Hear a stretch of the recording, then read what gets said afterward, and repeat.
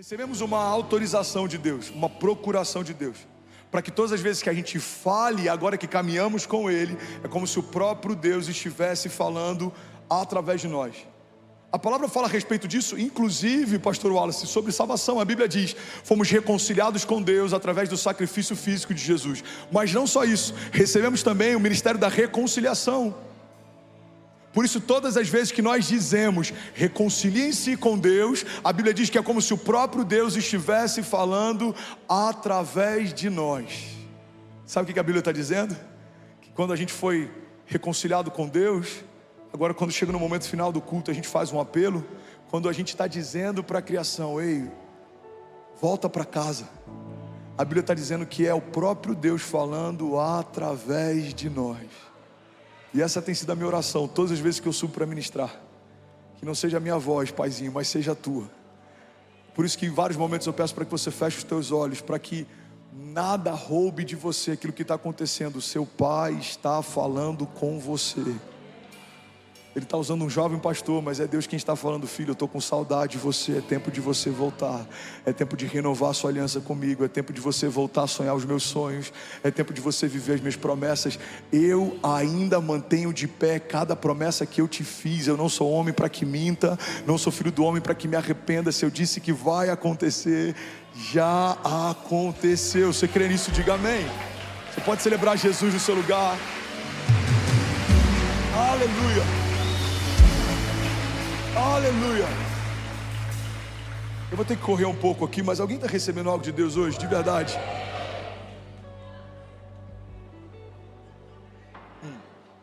Ainda bem que eu vim, Jesus. Deixa eu compartilhar uma alegria com vocês.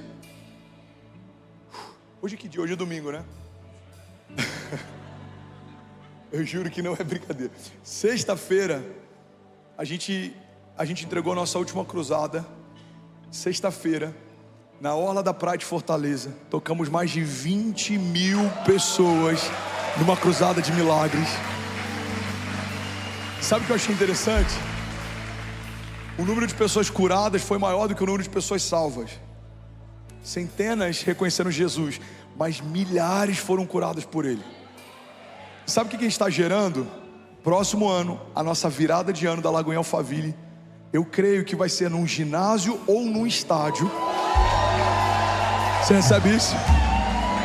E eu profetizo, eu quero profetizar. Alguém concorda comigo em oração? Levante suas mãos. Eu profetizo que em pouco tempo a maior virada de cristãos no Brasil vai ser esse movimento, esse ajuntamento de cristãos aqui em São Paulo, a partir da Lagoinha Alphaville. Eu vejo milhares e milhares, eu vejo caravanas vindo, se mobilizando de outros estados. Eu vejo dezenas de milhares de cristãos se reunindo em uma noite, debaixo da autoridade de um nome, para profetizar e declarar e clamar. E nós vamos nos humilhar diante das mãos poderosas de Deus. Nós vamos nos arrepender dos nossos pecados, e nós veremos o Senhor dos céus, não só ouvindo como sarando a nossa terra. Nós veremos curas, sinais e maravilhas, testemunhos, milagres, paralíticos andando, muletas sendo içadas, levantadas. Pai, nós cremos, no próximo ano, a virada de ano da Lagoinha Alphaville vai ser um marco profético, não só na cidade de São Paulo, como na nação. Se alguém crê nisso aqui, pelo amor de Deus, diga amém. Você pode celebrar Jesus no seu lugar. Aleluia. Aleluia. Jesus. Sabe, eu quero compartilhar uma chave aqui, que para muitos aqui pode ser bem delicada, mas ela é a mais pura verdade. Guarda isso aqui, irmão. A palavra de Deus é a palavra de Deus, tanto na boca dele, quanto na minha. A palavra de Deus é a palavra de Deus, tanto na boca dele, quanto na minha. Então, quando eu falo o que a palavra de Deus fala, algo vai acontecer. Por quê? Porque se tem algo que Deus zela, é pela sua palavra. Todas as coisas podem passar, mas as minhas palavras não passarão, diz o Senhor. E é por isso que o povo perece quando tem falta de conhecimento, porque deixamos de acessar um poder criativo que se manifesta a partir do conhecimento da palavra de Deus. Uma das maiores crises da nossa geração, eu não me canso de falar sobre isso, é que desejamos os céus abertos, mas permanecemos com a palavra fechada. A gente vem num culto, espera que por 40 minutos alguém nos inunde da palavra, mas é a única porção que a gente vai carregar ao longo de toda uma semana. Na verdade, os nossos encontros de domingo, para quem já é filho de Deus, não deveria ser para você receber, é só para você celebrar o que viveu na última semana e profetizar o que vai viver na próxima. Então você não vai vir aqui para receber uma palavra, você vai vir aqui para cultuar a Deus, adorar a Deus. Mas a palavra todos os dias, ela está te alinhando, te edificando, te inspirando, te ativando, te colocando de pé, ela está mantendo o teu coração firmado. Eu preciso trazer à memória aquilo que me dá esperança. E o que me dá esperança? Uma palavra que já saiu da boca de Deus a meu respeito. Pastor André, ele me ligou: amor, alguém pega meu celular rapidinho lá na nossa sala. Ele mandou uma mensagem antes da cruzada de Fortaleza. Eu confesso que foram tantos desafios ao longo da semana, eu estava tão angustiado e cansado, foram tantas lutas que a gente enfrentou até chegar naquela noite de avivamento. E aí na noite anterior eu mandei uma mensagem para ele, eu falei: pastorzão, amanhã é a cruzada, é a última data do ano. Eu confesso que eu estou exausto, mas eu queria muito receber uma palavra sua. E aí ele mandou um áudio orando. E eu ouvi aquele áudio algumas vezes ao longo daquele dia, até o momento da cruzada.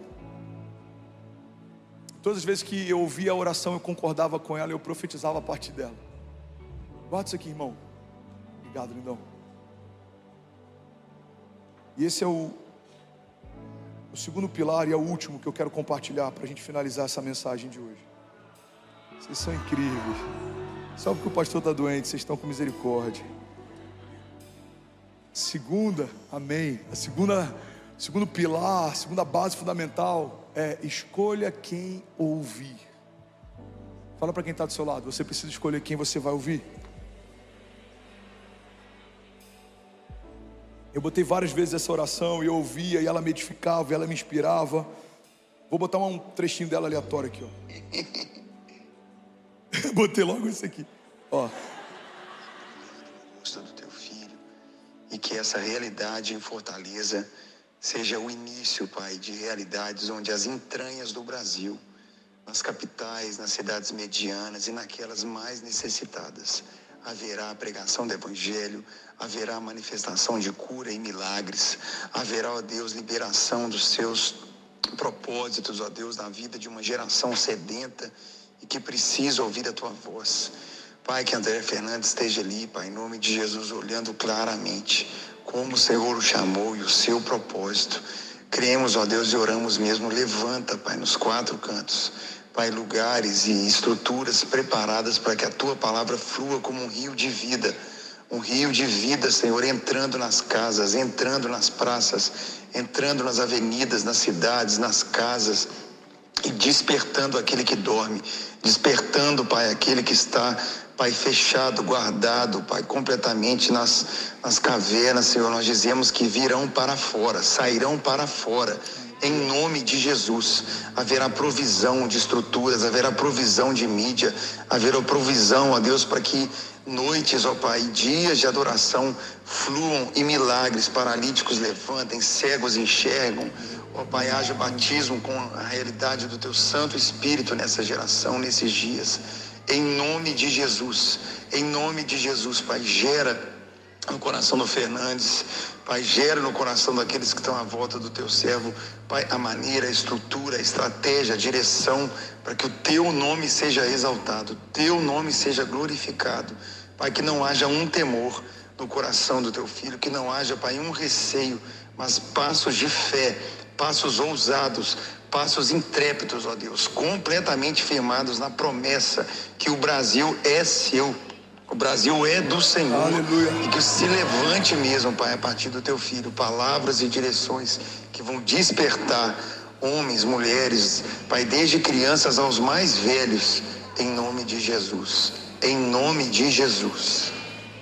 Amém, amém, amém. Aleluia. Aleluia. Você precisa decidir quem você vai ouvir. Às vezes a gente para ouvir quem tem opiniões a nosso respeito, mas nem sempre a gente para ouvir quem tem uma palavra de vida sobre nós. Irmão, tem muita gente que nos cerca com opiniões que não são de Deus, com caminhos que não são de paz, com conselhos que não são de sabedoria. Quando a gente define quem a gente ouve, a gente está definindo o que a gente vive. Quando a gente filtra quem a gente ouve, a gente está definindo que tipo de caminho eu vou trilhar, que tipo de história eu vou construir, que tipo de legado eu vou deixar. Eu não lembro qual é o presidente americano, mas uma frase dele me marcou demais. Ele dizia que eu enxerguei mais longe porque me apoiei no ombro de gigantes. Sabe, a gente precisa sair daqui toda semana firmado debaixo da palavra que a gente recebeu, entendendo que isso aqui não é um entretenimento cristão. Palavras não são só palavras, palavras são liberações. Palavras liberam destinos, palavras ressuscitam mortos, palavras avivam o cansado, palavras curam o enfermo, palavras trazem à memória aquilo que nos dá esperança, palavras edificam a nossa fé. A palavra que sai da boca de Deus é o que aumenta a nossa porção de fé, e é a partir da fé que nós viveremos, é a partir da fé que nós existimos, é a partir da fé que nós nos movemos. E é por isso que eu quero declarar em nome de Jesus: você não vai parar para ouvir quem não tem algo de Deus para falar. Você não vai parar para escutar as opiniões de quem caminha ao teu respeito. O Senhor já tem uma palavra sobre você. O Senhor já disse algo sobre você. Então há uma palavra de Deus ecoando desde a eternidade passada, e é a partir dela que nós nos moveremos. Alguém crê nisso? Diga amém.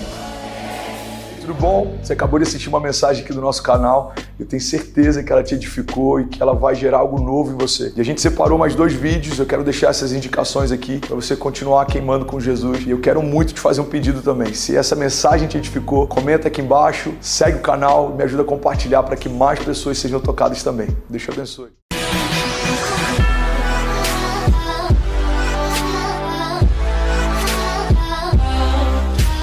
Eu oro para que essa palavra ela seja simples, mas ao mesmo tempo ela seja confrontadora, que ela gere em nós vida e que ela venha, Pai, em nome de Jesus, trazer sobre cada um de nós libertação, venha trazer sobre cada um de nós crescimento, Pai, e ainda mais fome pela Tua presença, em nome de Jesus, amém. Eu quero falar hoje sobre o poder da consciência. Você pode repetir isso comigo? Diga: o poder da consciência. Fala uma vez, só para isso ficar bem impregnado, você diga: o poder da consciência. Sabe, eu tenho ouvido alguns pastores de fora e é interessante como parece que é algo recente e que eles têm falado um assunto em comum. Dentre tudo que eles têm ministrado, tem um assunto que tem me chamado a atenção porque tem sido recorrente em várias pregações que eu tenho ouvido. Alguns pastores falando sobre a importância de termos consciência da presença. Preste atenção nisso. Eu vi um pastor ministrar esses dias e ele falou que antes de ele entrar em alguns lugares, ele ora e ele para alguns minutos até que ele tenha consciência da presença que habita nele. E ele diz que quando ele entra nesses lugares, consciente da presença que habita dentro dele, as pessoas sentem que existe algo diferente nele. Sabe, a gente diz, declara e crê que a presença de Deus agora não é algo pontual, que nos envolve de vez em quando. Quantos creem assim, digam amém. A presença de Deus não é algo pontual, que nos enche de vez em quando para uma tarefa ou outra, como era na época da antiga aliança. A presença não é algo que nos envolve uma hora ou outra. A presença de Deus habita dentro de nós. Agora, o fato da presença de Deus habitar em mim não significa que eu tenho consciência disso o tempo inteiro. Quantos estão entendendo isso? Digam amém. Então eu estava ouvindo esse pastor falar sobre isso e eu achei isso muito poderoso. Ele disse: olha, eu já tive experiências em que eu parei no meu carro antes de entrar no supermercado, por exemplo, e eu comecei a orar. Eu falei: Deus, me dá consciência a respeito do poder que existe dentro de mim, faz com que o meu espírito esteja ligado ao teu, faz com que eu esteja consciente do poder que existe dentro de mim através da tua presença. E quando ele entrou no mercado, pessoas falaram assim: uau, o que tem em você, cara? Por quê? Porque eu senti algo diferente. Você sabe por que a nossa geração tem clamado pela presença, mas nem sempre tem manifestado? Porque às vezes a gente torna banal algo que é o centro da mensagem que a gente crê. Nada faz sentido no Evangelho se não partir da presença de Deus. Nada faz sentido no Evangelho se a nossa busca não for pela presença de Deus, porque nós fomos gerados através da presença e nós fomos gerados para permanecer na presença. Então a única coisa que nos torna livres e satisfeitos é estarmos cheios e conscientes da presença. Se tem alguém entendendo isso, diga amém. Eu preciso que você venha comigo nessa mensagem, porque talvez não é uma mensagem mais animadora, mas eu creio que ela vai trazer para nós consciência a respeito de tudo aquilo que já está disponível e nem sempre a gente usufrui. Sabe, tem um testemunho em um dos livros do Philip Yancey que eu achei maravilhoso. Ele fala sobre uma mulher chamada Joana, e ele conheceu essa mulher chamada Joana lá na África do Sul. Para você ter ideia, ela foi convidada pela penitenciária que tinha os maiores índices de violência da África do Sul. E ela foi convidada para começar um programa lá, e esse programa falava a respeito de amor. Só para você ter ideia, chamaram uma mulher para ensinar para aqueles presos da penitenciária mais violenta daquela nação a respeito do amor. E sabe o que é interessante? Depois de alguns meses, aquela penitenciária passou a ter o menor índice de violência de toda aquela nação. E aí o Philip Yancey foi lá, porque ele queria conhecer essa mulher, e a pergunta dele foi: Joana, me explica como que uma mulher conseguiu ensinar para os detentos a respeito de amor e transformar a realidade de toda uma penitenciária. E a resposta dela tem tudo a ver com o que eu quero compartilhar com vocês nessa noite. Ela disse: bom, Philip, eu creio que o amor de Deus já estava lá. A única coisa que eu precisei fazer foi torná-lo visível. Sabe, o amor de Deus já está em todos os lugares, mas ele só faz diferença quando a gente percebe que ele está lá. A presença de Deus já está em todos os lugares, porque ele é onipresente, mas só vai fazer diferença na minha família quando a gente perceber que ele está lá. Sabe, tudo aquilo que Deus faz, tudo aquilo que ele opera, ele não distingue pessoas, porque está disponível para todo mundo. A diferença é se eu tenho consciência a respeito do que ele quer fazer comigo. Quantos estão entendendo isso? Tem um monte de gente olhando para mim como se eu estivesse falando algo muito louco, mas é tão simples. Sabe, às vezes a gente olha para o Evangelho, ele é tão simples que a gente pensa: cara, não é possível que seja só isso. E a gente tenta complicar. A gente, pessoal que está andando aí, por favor, dá uma paradinha que está me distraindo demais. Preste atenção nisso. Você vai chegar em casa, e algumas pessoas vão chegar em casa e talvez a tua casa esteja em crise. Uma das coisas que os jovens mais enfrentam hoje é a crise no fato de serem cristãos, mas não terem uma casa onde a paz de Deus habita. Eu já ouvi vários jovens falando: pastor, eu estou em crise porque eu creio em Jesus, mas eu não consigo entender por que a minha casa é um inferno. Eu creio em Jesus e eu não consigo entender por que o casamento dos meus pais é um inferno. Eu creio em Jesus e eu não consigo entender por que os meus pais estão falindo. Deixa eu explicar. É porque o fato de você crer tem a ver com a tua história. Eles precisam crer também. Agora, a presença de Deus está lá disponível para eles, assim como está para você. Como que a presença começa a fazer diferença? Quando eu passo a ter consciência a respeito dela. Eu quero compartilhar com vocês uma passagem incrível que fala sobre a Arca de Deus. Só para a gente entender, na antiga aliança, a Arca de Deus, ela carregava a presença manifesta de Deus, amém? Vocês estão comigo, amém? Então eu quero te convidar a abrir a tua Bíblia em 2 Samuel, capítulo 6, e olha só que coisa incrível. 2 Samuel 6, versículo 1. Fala sobre a arca, e eu quero fazer um paralelo entre a presença de Deus na antiga aliança e a presença de Deus disponível para nós na nova aliança.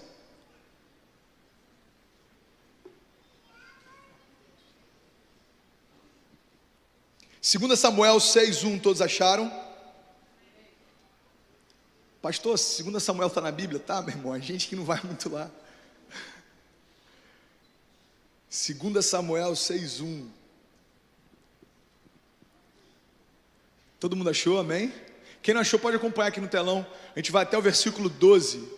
Acompanha comigo, diz assim: de novo, Davi reuniu os melhores guerreiros de Israel, 30.000 ao todo. Ele e todos os que acompanhavam partiram para Baalá, em Judá, para buscar a arca de Deus, a arca sobre a qual é invocado o nome do Senhor dos Exércitos, e que tem o seu trono entre os querubins acima dela. Puseram então a arca de Deus num carroção novo ou num carro de bois e a levaram da casa de Abinadab na colina. Você pode dizer isso comigo? Diga: a arca estava na casa de Abinadab. Vocês estão bem, gente, achei que ia dar trava-língua. A arca estava na casa de Abinadab, na colina. Uzá e Aiô eram filhos de Abinadab, e eles conduziam um carro de boi com a arca de Deus. Então Aiô andava na frente dela, versículo 5. Davi e todos os israelitas iam cantando e dançando perante o Senhor, ao som de todo tipo de instrumentos de pinho, harpas, liras, tamborins, chocalhos e símbolos. Versículo 6. E quando chegaram à eira de Nacon, Uzá esticou o braço e segurou a arca de Deus, porque os bois haviam tropeçado. Só para você entender, quem talvez não tenha lido ou ouvido essa passagem ainda, Davi quer transportar a arca de volta para Israel, e aí ele vai na verdade com vários homens, 30 mil soldados, eles preparam uma comitiva, colocam a arca sobre um carro de boi e começam a transportar de volta. Só que por mais de 20 anos, a arca permanecia na casa de Abinadab.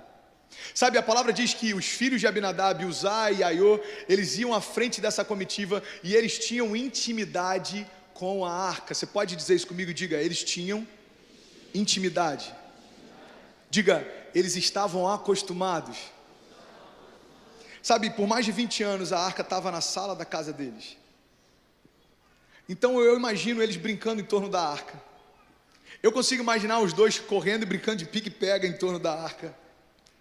Porque por mais que a arca fosse algo que carregava a própria presença de Deus, já era um item na casa deles. Sabe, eu consigo imaginar que para alguns a arca na casa de Abinadab já estava há tanto tempo lá que talvez olhavam e já viam até como item de decoração da casa.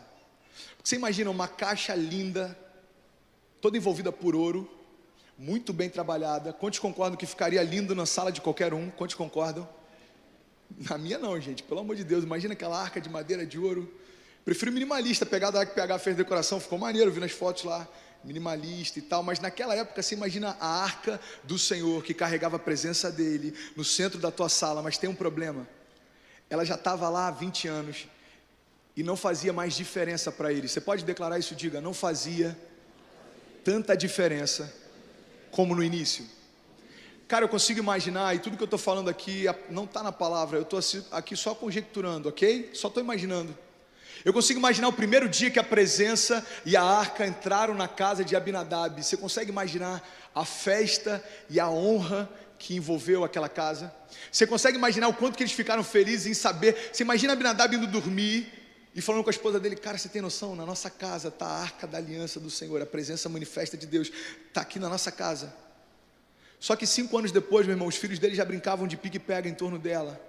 E a palavra de Deus diz que 20 anos depois, quando Davi manda trazer de volta, eles fazem uma comitiva e eles vão à frente levando ela. Por que eu estou falando tudo isso? Para você entender que aquilo que acontecia naquele tempo não é diferente do que acontece com a gente hoje. A palavra de Deus diz que quando eles chegaram à eira de Nacon, Uzá esticou o braço e segurou a arca porque ela estava caindo e porque os bois haviam tropeçado, versículo 7.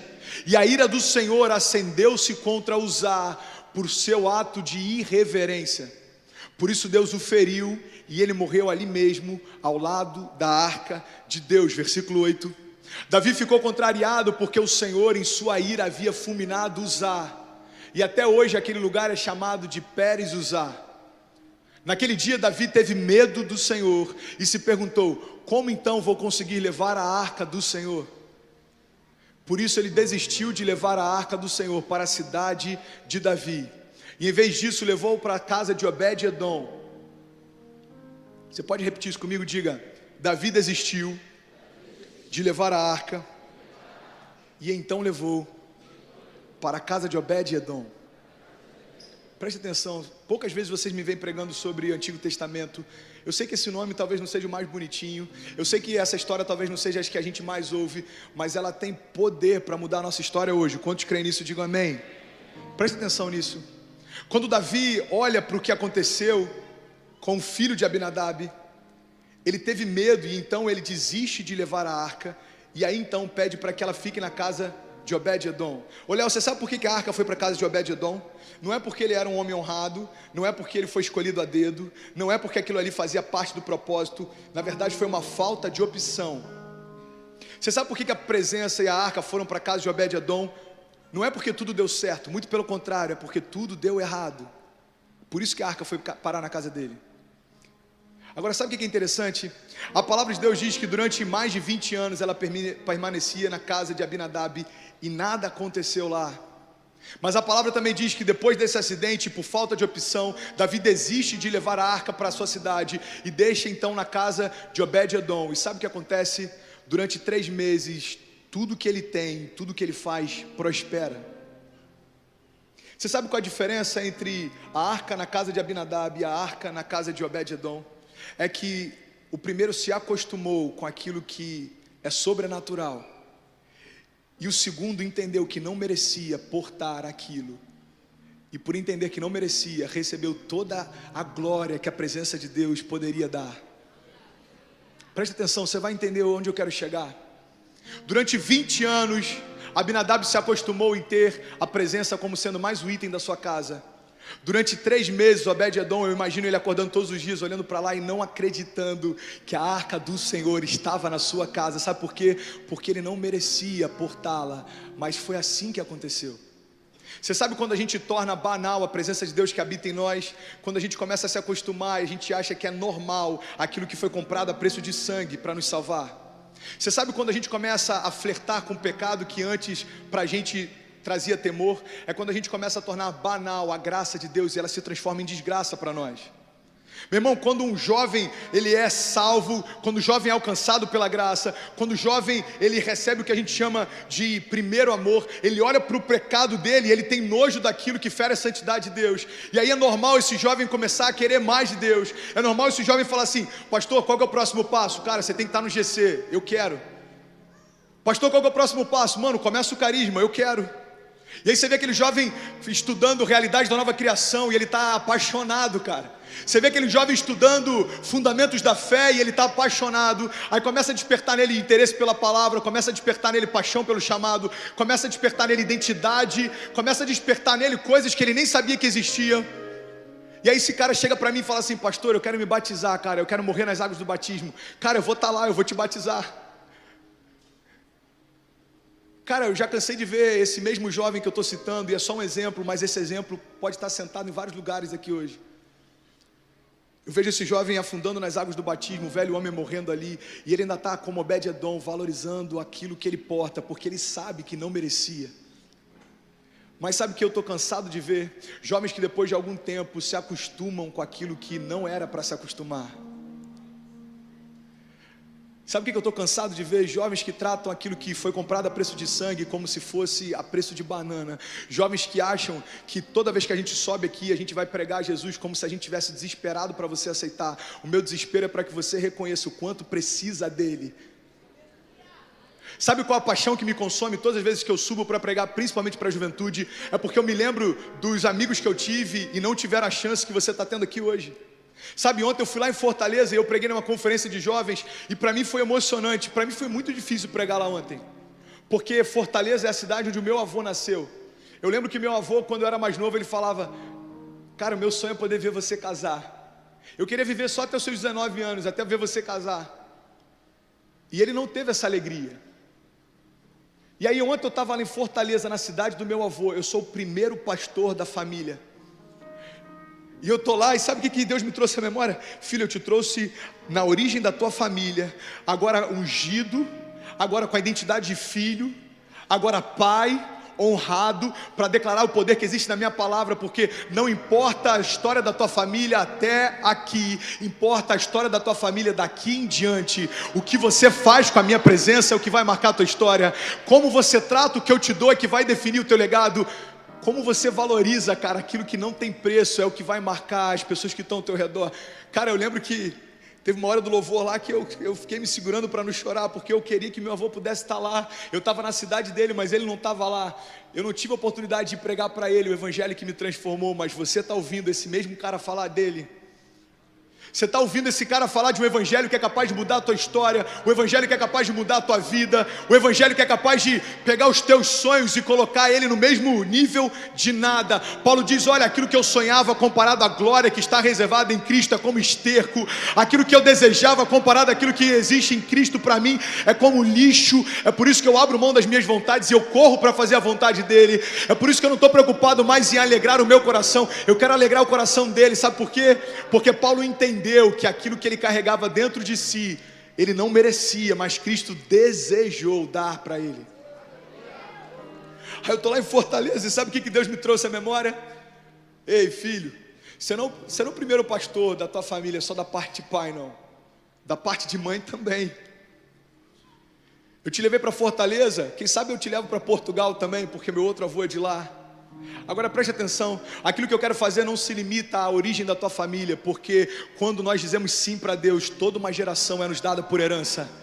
Fortaleza, Portugal, Brasil, lugares onde a minha voz alcança, mesmo que eu não vá, pessoas que nem me conhecem, mas têm dado testemunho, que têm sido edificadas através de uma palavra que a gente posta no YouTube. Sabe por quê? Porque aquilo que você carrega dentro de você não se limita ao lugar onde você está. Você vai a lugares onde você nem imaginou, e aquilo que você carrega dentro de você vai transformar pessoas que você nem conhece, porque não tem nada a ver com você, cara, mas tem tudo a ver com Ele. Quando a tua casa, quando a tua vida, quando a tua história tratar a presença como Obed-Edom tratou, tudo que você tem, tudo que você faz vai prosperar, porque você não entende mais que isso é banal. Quantos podem declarar nessa noite e diga: Pai, eu creio que a tua presença não é banal. Obrigado, Jesus. Diga: obrigado, Jesus, pelo teu sacrifício no meu lugar. Sabe o que eu achei incrível nessa história? É que Obed-Edom não estava nos planos, assim como eu e você também não. Cara, a gente ouve falar do evangelho, e quando a gente faz o apelo, algumas pessoas acham que é quase um favor que a gente está pedindo. Preste atenção no que eu vou te falar. Eu não quero te confrontar só, eu quero trazer temor sobre a nossa geração. Porque a salvação não é só para quem vem na frente, não. Tem muita gente que está muito tempo sentado num banco de igreja e talvez hoje, com essa palavra, vai ter o temor restaurado, e hoje você é salvo também. Eu não estou falando de ter acesso à salvação, perder a salvação, não estou falando de predestinação, não estou falando nada disso. Eu estou falando de você valorizar aquilo que está dentro de você. Sabe, a presença de Deus habita em nós, e Ele desejou fazer de nós morada. Meu irmão, Obed-Edom não estava nos planos de Deus, assim como nós também não. A palavra de Deus diz que ele veio para os seus, mas os seus o rejeitaram. E porque os seus o rejeitaram, agora ele deu direito a todo aquele que nele crê, a ser salvo. E todos nós agora temos direito também a receber a adoção de filhos. Meu irmão, você não estava nos planos, mas agora você recebeu o direito de ser chamado filho de Deus. Quantos são filhos de Deus essa noite? Diga amém. A gente precisa entender quem a gente era antes da cruz, para a gente valorizar mais ela. Cara, a gente precisa entender como que a gente se portava diante da presença de Deus antes da gente saber como ela age. Eu fiquei olhando algumas pessoas aqui de olhos abertos hoje, e não veio julgamento no meu coração, pelo contrário, veio compaixão, porque eu já fui assim. Eu já desejei sentir o que estava todo mundo do meu lado sentindo, e eu não conseguia. Eu falava assim: cara, o que esses caras estão sentindo, mano? Eu não estou sentindo nada. É igual aquela piada do pintinho: eu não estou sentindo nada, mano. Tem um cara queimando do meu lado, tem um cara chorando, cara, olha só, aquele cara está ajoelhado, eu não estou sentindo nada. Sabe, eu não sei se você que está me ouvindo talvez entrou aqui nessa noite, eu não sei se foi assim que você se portou durante a adoração, mas eu vim declarar que até o final dessa noite você vai sentir a presença de Deus de forma real. Ele morreu por você, Ele quer habitar em você, Ele quer se manifestar para você, Ele quer se revelar para você, Ele quer te transformar, Ele quer te encher, Ele quer te renovar, Ele quer compartilhar os sonhos que Ele tem com você desde antes da criação. Cara, Ele morreu por isso. Amém? Ele morreu por isso. Olha o que diz a palavra de Deus. Por isso Davi desistiu de levar a arca do Senhor para a cidade de Davi, e em vez disso levou para a casa de Obed-Edom. A arca do Senhor ficou na casa dele por 3 meses. Você pode repetir isso? Diga: 3 meses. E o Senhor o abençoou e toda a sua família. E então disseram ao rei Davi, depois que tiveram notícia que tudo que o Obed-Edom fazia, estava prosperando, foram avisar Davi: Davi, lembra da arca que durante 20 anos não fez diferença nenhuma na casa de Abinadab? Lembro. Matou o filho dele, inclusive. Então, Davi, está 3 meses na casa de Obed-Edom, tudo que o cara faz prospera. A bênção do Senhor está sobre a casa dele, a bênção do Senhor está sobre a família dele. Aí sabe o que acontece? Olha só que interessante. Então Davi, com grande festa, foi à casa de Obed-Edom e ordenou que levassem a arca de Deus para a cidade de Davi. Sabe o que eu quero declarar nessa noite? Pessoas que não entenderam a decisão que você tomou quando disse sim para Jesus, vão te buscar para ter aquilo que você tem também. Pessoas que questionaram o quanto você se envolvia com a obra, pessoas que não entendiam o quanto você disse apaixonado por esse Jesus, vão chegar e falar assim: mano, eu quero ter o que você tem, porque tudo que você faz prospera. Eu vejo a bênção de Deus sobre você. Eu falei sobre isso no sábado passado. Sabe por que Deus se revela por meio dos nossos frutos? Porque os nossos frutos revelam a glória de Deus. É por isso que a igreja é o lugar onde os frutos de Deus mais precisam se manifestar, porque as pessoas vão olhar para nós e vão falar assim: cara, só Deus pode fazer o que está fazendo na vida desse jovem, só Deus pode fazer o que está fazendo na tua casa, na tua casa, na tua casa, na sua casa. Se alguém recebe isso, diz amém. Você pode declarar isso? Diga: eu e toda a minha casa seremos marcados pela presença de Deus. Diga: os meus frutos revelam a glória de Deus. E diz assim a palavra: e disseram ao rei Davi: o Senhor tem abençoado a família de Obed-Edom e tudo que ele possui por causa da arca de Deus. Você pode repetir isso comigo? Diga: por causa da arca de Deus. Por causa da arca de Deus. Sabe qual é o segundo erro que a gente comete muitas vezes? É quando a gente tem consciência da presença, usufrui da bênção estabelecida sobre a presença, mas no meio do caminho começa a acreditar que é por nossa causa. Irmão, deixa eu falar uma coisa para você. Não existe nada pior do que você tentar fluir. Se você não tiver consciência da presença, você se sente nu diante de um auditório lotado. Porque as pessoas têm expectativa que Deus te use, mas você sobe com expectativa de você falar para elas. Cara, sabe qual é o maior desafio de todo pregador que começa a ser usado por Deus? É toda vez que sobe para ministrar, entender que não tem nada a ver com ele, mas com a presença que flui através dele. Agora, isso não se limita às plataformas e aos palcos. Isso tem a ver com os líderes de GC também. Isso tem a ver com você na tua casa também. Não é por sua causa, mas é por causa da presença que você carrega. Chegam para ele e dizem assim: Davi, cara, existe a bênção de Deus sobre a casa dele.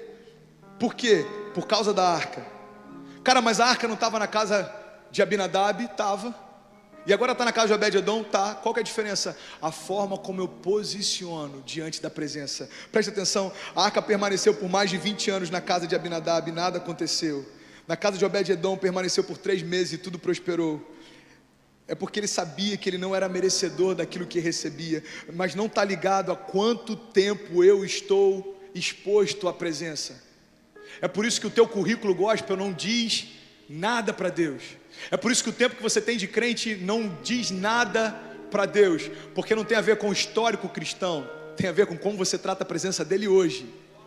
É por isso que tem tantos filhos de pastor desviados, é por isso que tem tantos filhos de liderança frios, é por isso que tem tantas pessoas criadas na igreja e não conseguem mais sentir Deus. Sabe por quê? Porque acreditam que aquilo que já fizeram fala alguma coisa para Deus. Preste atenção, o que você já fez foi bom naquele tempo. A pergunta dos céus para você é: o que você quer fazer hoje? Aonde você vai me permitir te usar hoje? Em quais áreas do seu coração você vai me dar acesso hoje? Em quais áreas da tua casa você vai permitir que eu flua hoje? Ei, presta atenção, existe um novo de Deus que se renova todos os dias. O teu histórico não diz nada para Deus, mas a tua disponibilidade para Ele hoje sim. Não tem a ver com quanto tempo eu fui exposto à presença, mas como eu me porto diante dela. Sabe, eu quero falar sobre o poder da consciência. Tão importante quanto termos a presença de Deus é termos consciência que ela habita em nós, amém? Tão importante como termos um chamado é termos a consciência do chamado que temos. Sabe por quê? Porque se você não tiver consciência das realidades em você, preste atenção nisso, olha para mim. Se você não tiver consciência das realidades que existem em você, elas não vão deixar de existir. Você sabia disso? Se você não tiver consciência da presença de Deus em você, a presença não vai sair. E é por isso que muita gente se perde. Preste atenção. Se você não tiver consciência, Alita, do teu chamado, o teu chamado não vai ser anulado. Se você não tiver consciência da tua promessa, as promessas não vão ser anuladas. Se você não tiver consciência dos sonhos de Deus para você, os sonhos de Deus não vão ser retirados. Mas sabe o que acontece? Se você não tiver consciência dessas realidades, elas não vão se manifestar. Pastor, eu tenho um chamado? Tem, mas se você não tiver consciência dele, não vai fazer diferença nenhuma. Pastor, eu tenho promessas. Eu creio nisso, mas se você não tiver consciência das promessas que Deus te fez, elas nunca vão se cumprir. Pastor, eu tenho a presença dentro de mim, a palavra de Deus diz isso. Claro que tem, mas se você não tiver consciência da presença, ela não vai se manifestar. Por isso, tão importante quanto ter algo é ter consciência do que se tem. Quantos estão entendendo isso? Diga amém. Sabe, eu estou quase finalizando, mas eu não podia terminar essa palavra sem falar sobre termos consciência da nossa identidade. Quantos podem dizer, eu tenho identidade? Olha que interessante isso. A falta de consciência a respeito da identidade não significa que eu não tenha, mas o fato de eu ter não significa que eu saiba a identidade que eu tenho. E o fato de eu saber a identidade que eu tenho não significa que eu usufruo dela. Preste atenção, se complicou para alguém eu vou facilitar. Meu irmão, não é porque você tem identidade que significa que você sabe a identidade que tem. Mas tem pessoas que estão no outro nível. Não, pastor, eu já avancei, eu tenho identidade e eu já sei a identidade que eu tenho. Ok, você está um nível a mais. Mas o fato de você saber a identidade que tem não significa que você tenha usufruído dela. Porque tem muita gente que sabe que é filho, mas não se porta como tal. Tem muita gente que sabe que é ungido, mas não deixa a unção fluir. Tem muita gente que sabe que é salvo, mas não tem mais alegria na salvação. Tem muita gente que sabe que Deus cura, mas não tem experimentado cura na alma. Tem muita gente que sabe que Deus liberta, mas está aprisionado nas emoções. Tem muita gente que sabe que Deus faz, mas fica na expectativa dos homens fazerem. Tem muita gente que sabe muita coisa, mas não usufrui, porque não importa aquilo que você tem e aquilo que você sabe, se você não tem consciência e deixa fluir. Quantos estão entendendo isso? Diga amém. Cara, eu creio que essa palavra vai ser libertadora para muitas pessoas aqui. Sabe uma coisa que eu tenho visto através do carisma e do conhecimento da palavra? Eu tenho visto que uma barreira a gente já rompeu. Já não existe mais tanta ignorância a respeito da nossa identidade como havia 2 anos atrás. Porque em 2 anos, centenas de jovens se formaram no carisma. Tem um carismático aí? Então o que eu mais vejo hoje são jovens falando, pastor, eu sei a identidade que eu tenho, cara. Só que eu vejo 2 meses depois esse mesmo jovem em crise. Sabe o que eu tenho percebido? Tem muita gente que sabe o que tem, mas não tem utilizado. Nessa noite a gente vai romper nisso em nome de Jesus. Você pode declarar junto comigo, diga, eu sei quem eu sou e eu sei o que eu posso. Diga, eu sou filho de Deus e eu posso todas as coisas naquele que me fortalece. Sabe, a falta de consciência a respeito da minha identidade me impede de usufruir plenamente tudo que ela me garante. Mas pastor, o que a minha identidade me garante? Abra comigo em Efésios 1:4. Efésios 1:4. Eu só tenho 8 minutos, corre comigo por favor. Efésios 1:4 até o versículo 5.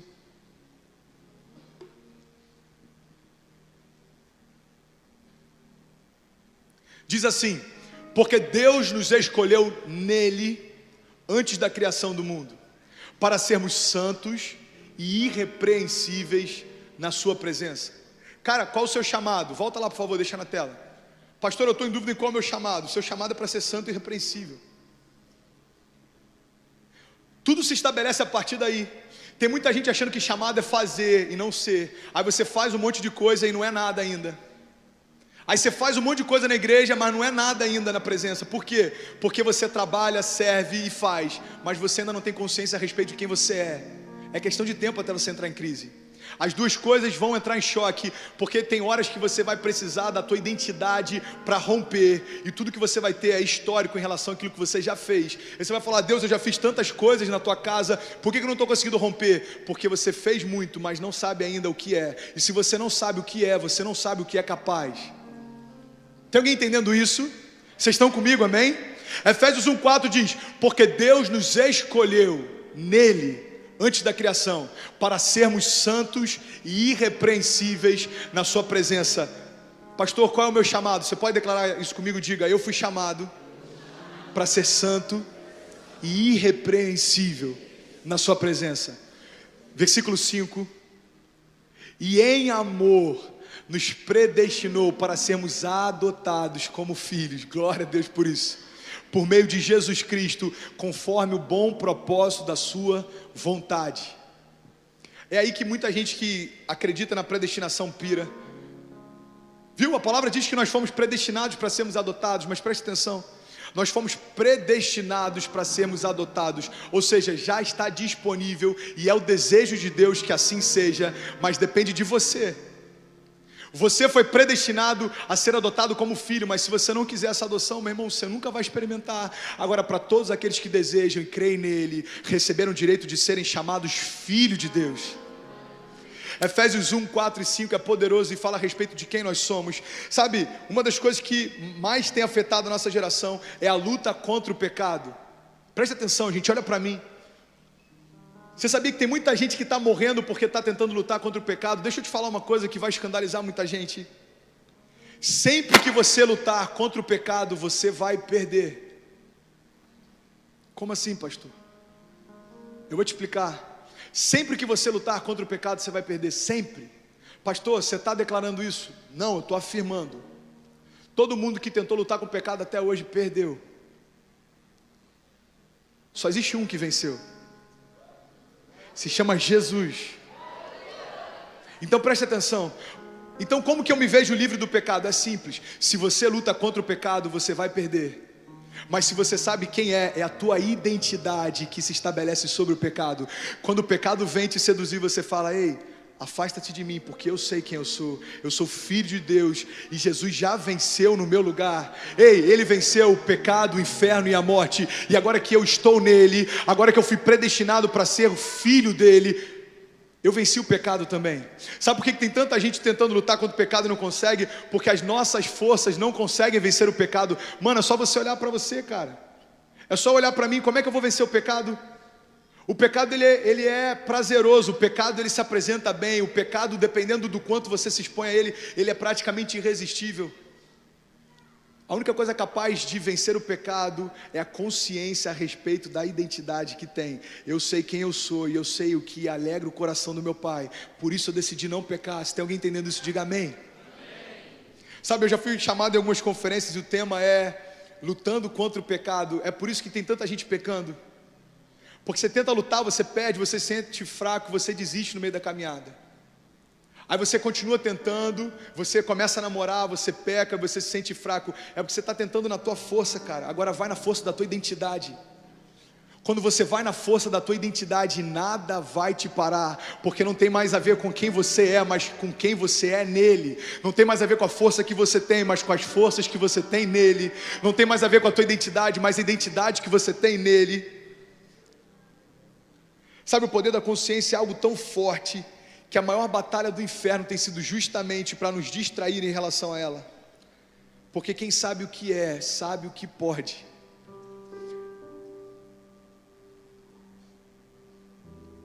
Sabe uma coisa que eu tenho percebido que tem distraído muita gente? Estar na igreja.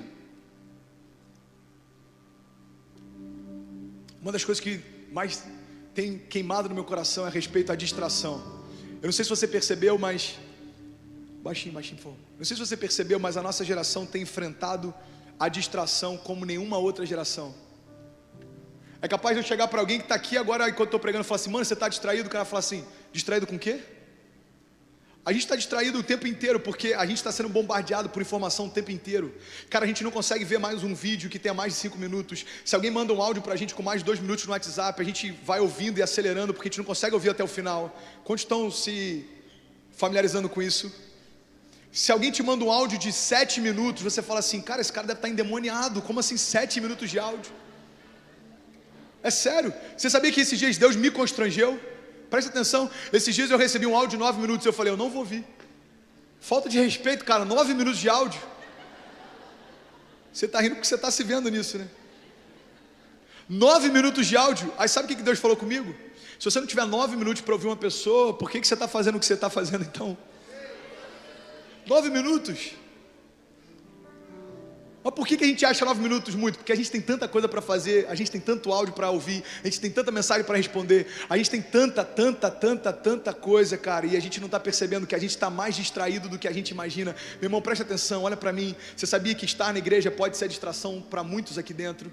Porque estar na igreja, para muitos, tem se tornado uma zona de conforto. Você acha que está tudo bem porque você está no lugar certo, mas estar no lugar certo não significa estar cumprindo o propósito. Esses dias eu fui viajar para Goiás, olha só que louco isso. E aí eu cheguei 40 minutos antes do embarque, eu falei, mano, eu tô de boa, 40 minutos.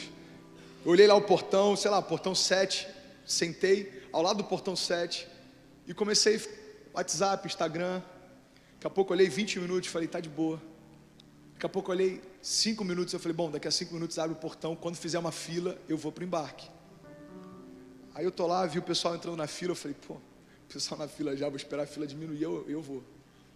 Aí quando tinha 5 pessoas, eu fui para a fila amarradão, tal, a pessoa chegou, eu entreguei, ela falou assim, Senhor, esse voo aqui não é o seu não, mudou o portão.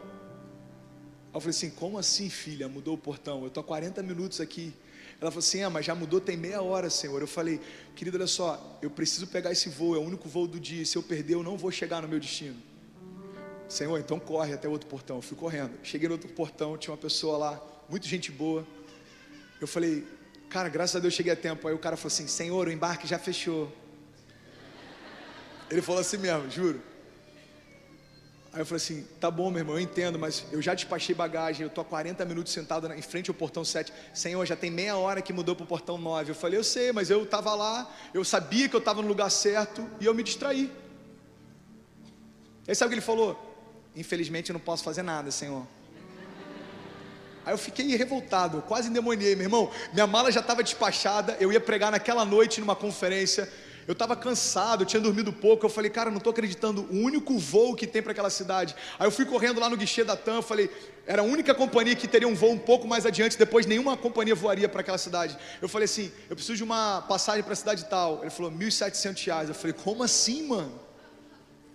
Pô, R$1.700 eu tinha ido para Disney com Cecília, mano. Pô, R$1.700, eu falei, não tem como. Aí eu liguei para um amigo que tinha agência, ele falou, pastor, R$900 eu consegui. Faltam 7 minutos para terminar o horário do despacho das malas. Eu falei assim, misericórdia, o que eu faço agora? 7 minutos, R$900, 7 minutos, R$900. Eu falei, cara, eu vou, mano.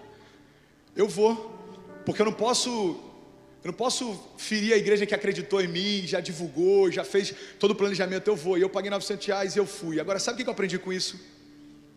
Estar no lugar certo se tornou uma zona de conforto e me distraiu. No final eu até cheguei no destino, mas eu cheguei depois do que eu poderia ter chegado e me custou muito mais caro. Tem muita gente que pode aplaudir, meu irmão.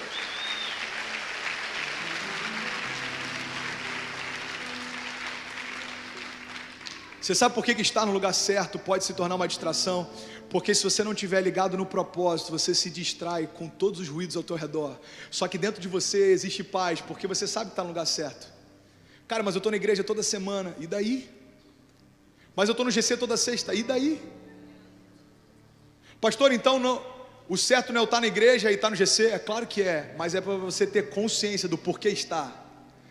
Porque estar por estar não vai te levar a lugar nenhum. Fazer por fazer não vai te dar galardão nenhum.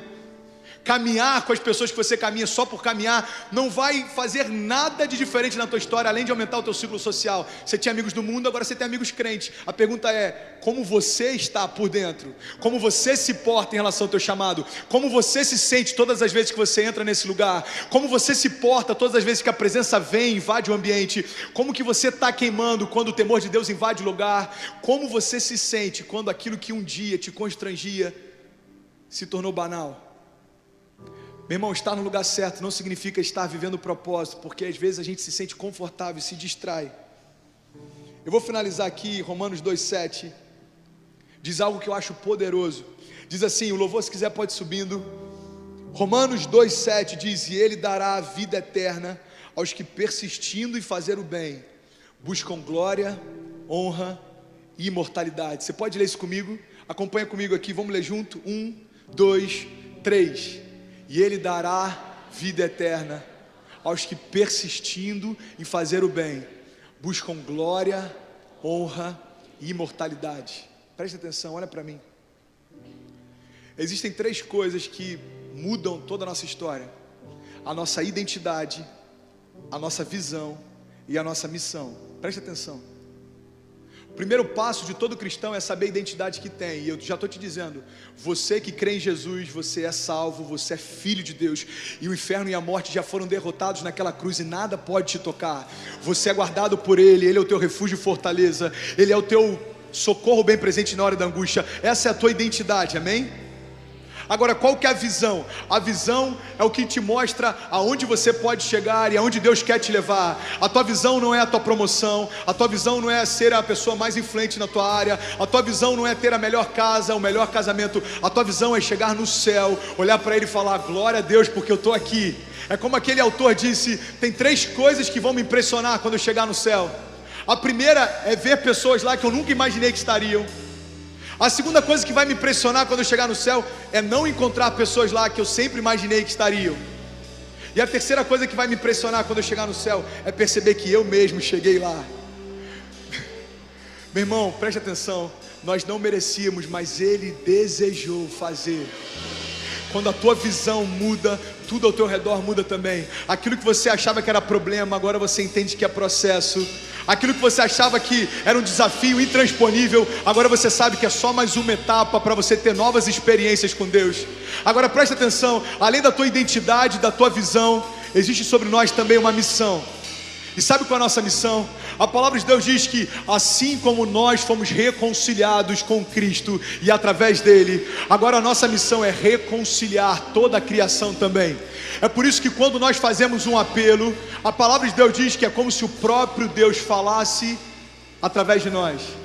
Por isso, ao final desse culto, eu vou fazer um apelo e eu quero convidar você que ainda não experimentou a paz que excede todo entendimento. Meu irmão, existe vida de Deus te esperando hoje. Existe vida de Deus e hoje é noite de salvação. Se alguém concorda comigo, diga amém. Agora, pastor, o que isso tem a ver com Romanos 2,7?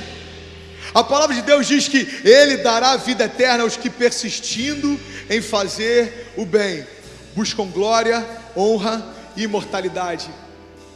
É porque a glória que a gente busca não é a nossa glória, mas é a glória dele através de nós. A honra que a gente busca não é para que pessoas batam no nosso ombro e honrem tudo aquilo que a gente fez, mas é para que Cristo seja honrado através da história que a gente está escrevendo. E a vida eterna que Ele vai dar para cada um de nós é para todo aquele que nele crê, não perece mais, mas já venceu a morte, o inferno, o pecado. E eu quero te convidar a ficar de pé em nome de Jesus. Eu quero orar com você. Fique de pé em nome de Jesus. Eu quero orar com você. Feche teus olhos. Romanos 2,7. E Ele dará vida eterna aos que, persistindo em fazer o bem, buscam glória, honra e imortalidade. Pai, eu falo agora a uma geração que tem sido bombardeada por todo tipo de distração. O pecado tem tentado nos distrair, até o propósito tem tentado nos distrair. Os convites, as conquistas, as amizades, o chamado. Alguns estão distraídos dentro da tua própria casa, alguns estão distraídos até com o teu chamado, alguns estão distraídos com a própria presença. Mas nós não somos como aqueles que tratam a tua presença como algo banal. Nós sabemos que nós não merecíamos e por isso nós dizemos nessa noite: Espírito Santo de Deus, vem sobre nós de forma sobrenatural essa noite. Espírito Santo de Deus, vem sobre nós, Pai. Marca essa geração, usa-nos, Pai, através dessa geração. Coloca-nos de pé como uma geração que vai apontar para a Tua cruz. Eu declaro em nome de Jesus, Pai, que o nosso coração está aberto. Nós temos fome e sede da Tua presença. E eu quero te convidar, meu irmão, você que está aqui, você que pode, levanta a tua mão mais alto que você puder. Se renda a Ele a adoração.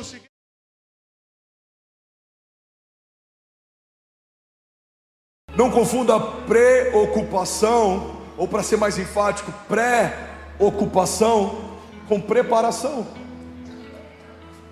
Não, eu não estou ansioso, eu só estou me programando, eu só estou planejando, eu só estou tentando me antecipar. Não. Existe uma diferença de preparação para preocupação. A preocupação te deixa exausto antes do gigante chegar. A preparação te prepara para quando ele chegar. Então como que é o preparo? O preparo é você se ferramentar, se encher, você está pronto para algo. E a preocupação?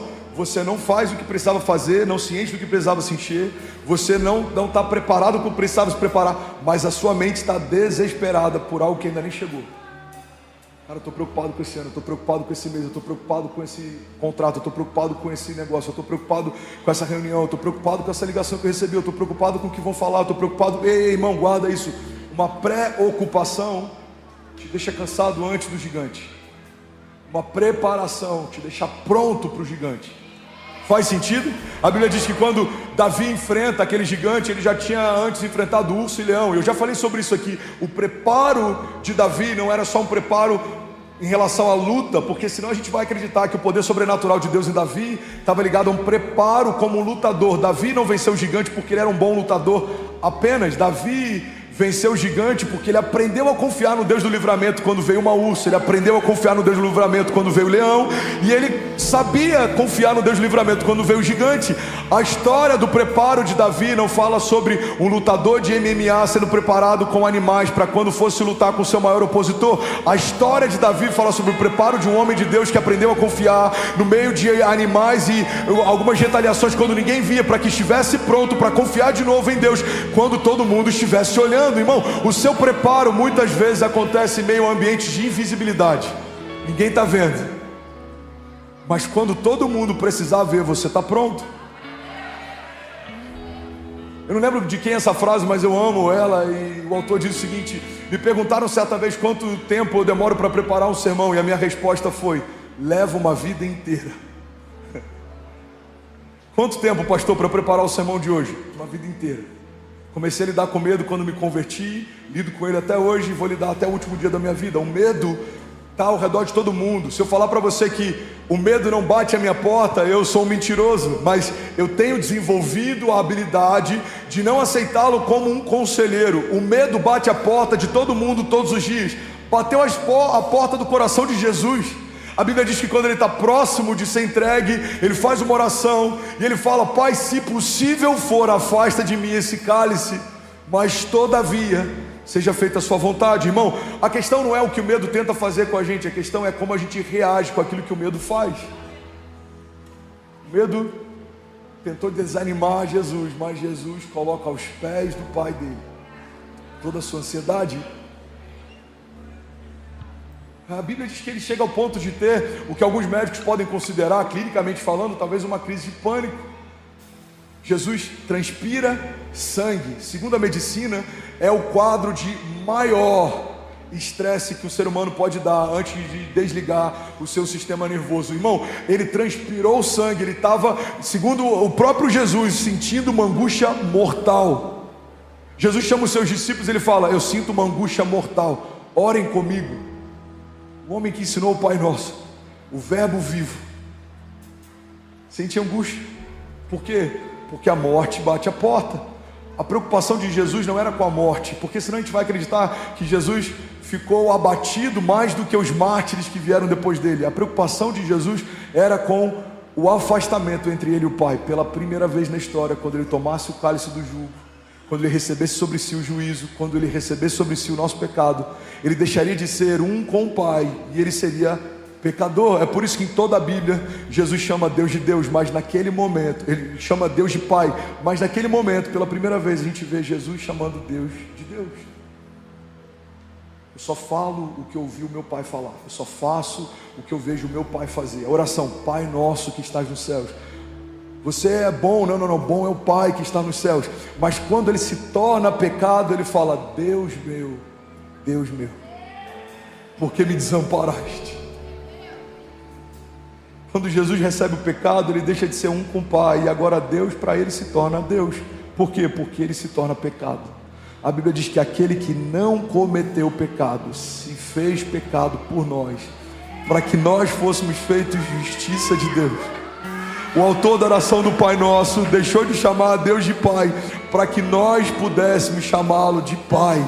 Irmão, guarda isso: o único Filho de Deus se fez homem para que todos os homens pudessem ser feitos filhos de Deus. Essa é a graça do Evangelho. Você está comigo ainda? Diga amém.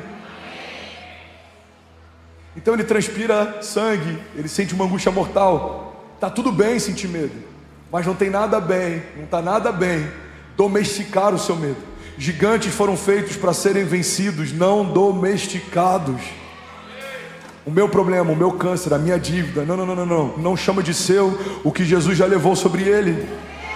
Há mais de 2000 anos atrás, a Bíblia diz que Ele levou sobre si o nosso jugo, o nosso juízo, as doenças, as enfermidades, e fez de todo o inferno um espetáculo público triunfando sobre eles na cruz. Eu não sei você, mas a minha vontade é de correr nesse auditório, irmão. Minha vontade é de pular nesse amanhã. Alguém comigo aqui? Aleluia! Aleluia! Então guarda isso. Tem problema sentir medo? Não. O problema é aceitar o medo como um conselheiro. Tem problema sentir medo? Não. O problema é abrir a porta e deixá-lo entrar. Tem problema sentir medo? Não. O problema é você olhar para o teu futuro a partir da perspectiva do que o medo diz que vai acontecer, ao invés de pautar a construção da tua história a partir do que Deus já disse que aconteceria.